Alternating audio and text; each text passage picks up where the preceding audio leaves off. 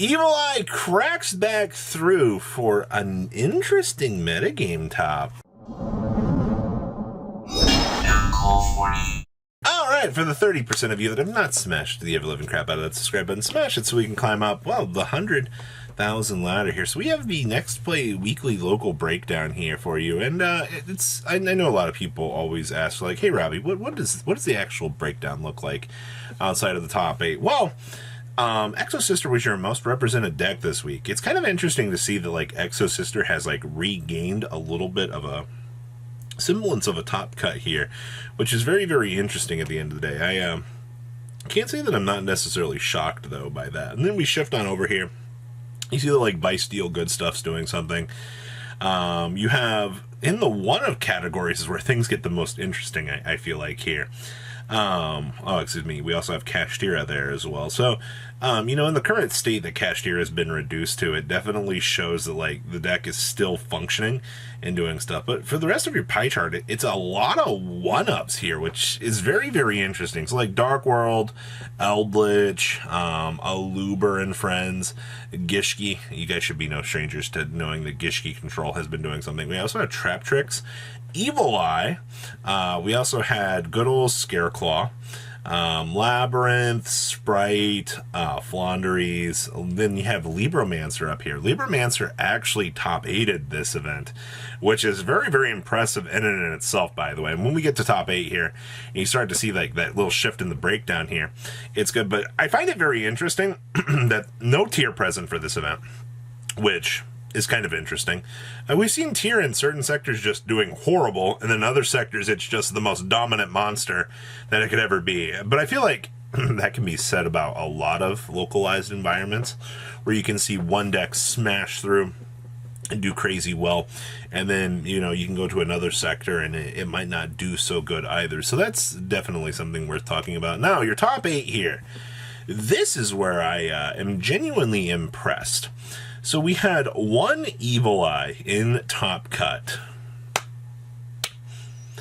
That's what you want to see. I am so excited to see Evil Eye Control actually getting the chance to do something. If you've watched this channel, and every time we make an Evil Eye video, you get to see me be super excited. And I think that that's hilarious at the end of the day, just how crazy good that deck can be. We also had a Trap Tricks player creeping through the cracks here as well, which is not bad. Trap Tricks Control has been gaining a little bit of steam, surprisingly. We also had Libromancer good stuff here, which actually, we will have the deck list here in a second. You'll get the chance to kind of see some of the interactions that they're trying to pull off with that, which once again kind of goes to show that, hey, you know, this is able to function. You are seeing that there is some sort of ritual synergy actually starting to kind of unfold here. And by ritual synergy, I mean, hi Gishki. Speaking of Gishki, yeah, Gishki did, in fact, top 8 this event. You know, Gishki, for what it does, for the ability to tribute the opponent's cards, and just, you know, have a sub-sprite full combo built into your deck, pretty impressive. We had Tri-Brigade as well. Tri-Brigade has been no stranger as well. I mean, like, that deck is just kind of a consistent monster in the OCG right now. Flaunderies without M-Pen still plaguing the game. M-Pen is a stupid good card. That's what I've realized is, like, we love Barrier Statue, and by we love Barrier Statue, we want it gone. But, like, Flaunderies is still doing stuff out here. We also have Aluber, so Fallen of Albaz, good stuff, actually did something. And then a good old Buy Steel Synchro. If you haven't watched the infinite videos of me talking about Buy Steel Synchro, it has been an absolute ride, let me tell you what. So, winning this event was actually none other than Gishki Sprite. Now, for those of you that are so excited, you're like, yes, Gishki is getting its support. You know, in a couple weeks, you'll be able to play Photon Hypernova Gishki.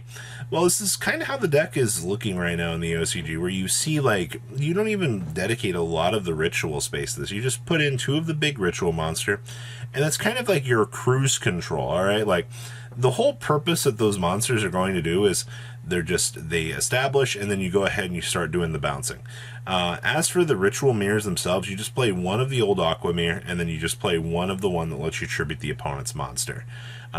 Being able to tribute an opponent's monster with 0 response from them actually kind of turns this deck into a amazing consistent engine. Now I do have to answer the question of why is Exceed Encore in the side deck down there, because Rongo Reminiad has actually started to show up in a lot of decks out here, and it's starting to be an issue. Players are starting to have to find ways to out Rongo Reminiad, so the best thing they can really do is, well, we have to Exceed Encore it so we can actually play the game. So that's very, very important to explain that. And I see we're also playing Zale Gygus down here. Yes, I love Zale Gygus. Zale Gygus is such an amazing card, especially when you actually get to play this deck and you get a chance to enjoy like the power of it. Good stuff at the end of the day. So that was first place. Second place here was good old Sprite Tri-Brigade. Now, in the iteration that this deck has been reduced to, there's not really a lot of craziness that I can really say with this. Your Sprite package is just very, very streamlined. The OCG wanted the Sprite package to be reduced to a sub-package, and they did a pretty good job at doing that. Then, of course, the Sprite package will be your dominant package in the deck. I see that we are playing the Bysteel package at full steam because one Magna Hut, one Druis Worm, and then you side the Baldrake. Honestly, the Baldrake, with Magna Hut reduced in numbers, Baldrake isn't anywhere nearly as powerful. It's just going to be one of those cards. It's going to be, hey, you know, if I need to side in the extra Bysteel to kind of control the situation that's going on here, I have access to it, all right? So we just go ahead and boot up the old side deck, pull it on out, and then you are good to go at that point. The rest of this deck, though, I mean, one Crossout Designator, you may as well play it. You don't have a reason not to. And you kind of base some of your other option trees around. I mean, you have one Talents, you have one Dark Roller in case that you need to, you know, get to those cards to blow your opponent out. And then, of course, you just side additional cards down there in the side decks. That's where you see the extra Talents, the Lightning Storms, and so forth. Just, once again, in case you need to board them in. Extra deck feels very, very standard for this. Honestly, this whole deck feels very, very standard. So one big thing about the Tri-Brigade deck that I will give it is it really does feel very streamlined. Now, third place here is our Libromancer Fairy deck. Now, a lot of these decks, if you've looked at this, you might have noticed that there wasn't a lot of like consistent outpower to an Archlord Christia. Yeah, Dark Ruler No More exists, but you still have to see that card at the end of the day to get it off the ground. Now, this deck is getting the chance to play the new Libromancer spell card. They actually did a really good job with giving access to this deck and giving it an actual, like, good, decent card. I will say for the most part here that everything the Libromancer wants to do, it doesn't feel very, very crazy to me at the end of the day, just for like the boards that it wants to set up. But it is kind of nice to see that we are attempting to do something here. No, I was trying to pull up the new Libromancer card, so I know it. I know it's on activation at searches. Yeah, on activation, you set a Libromancer spell and trap card directly from your deck, and then monsters, ritual monsters, gain attack to their own level times 100, and then you can target one spell and trap card your opponent controls and destroy. Actually, in a slower format, this card starts to get a lot of value, especially when you might run into like a relevant spell and trap in the opponent's back row. That's kind of free real estate out here at the end of the day. So it is kind of cool to see that Libromancer, of all things, is actually doing something, man. Like, I didn't think that there would be a time that this deck would actually start to be a relevant threat, but good stuff. And then the last deck we actually have for you is Evil Eye Control.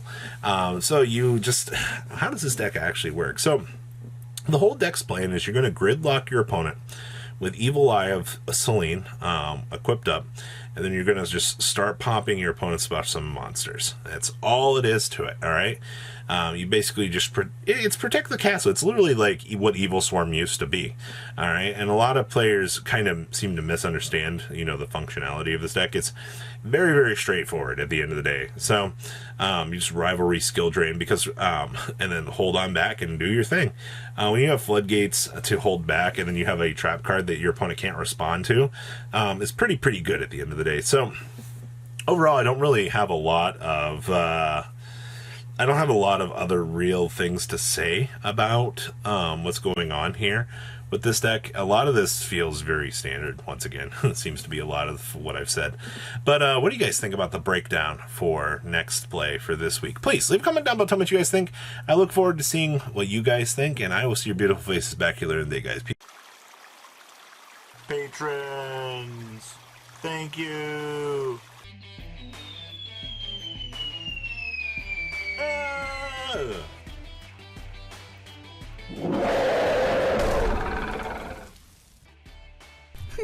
you so much for watching. Check out these other videos.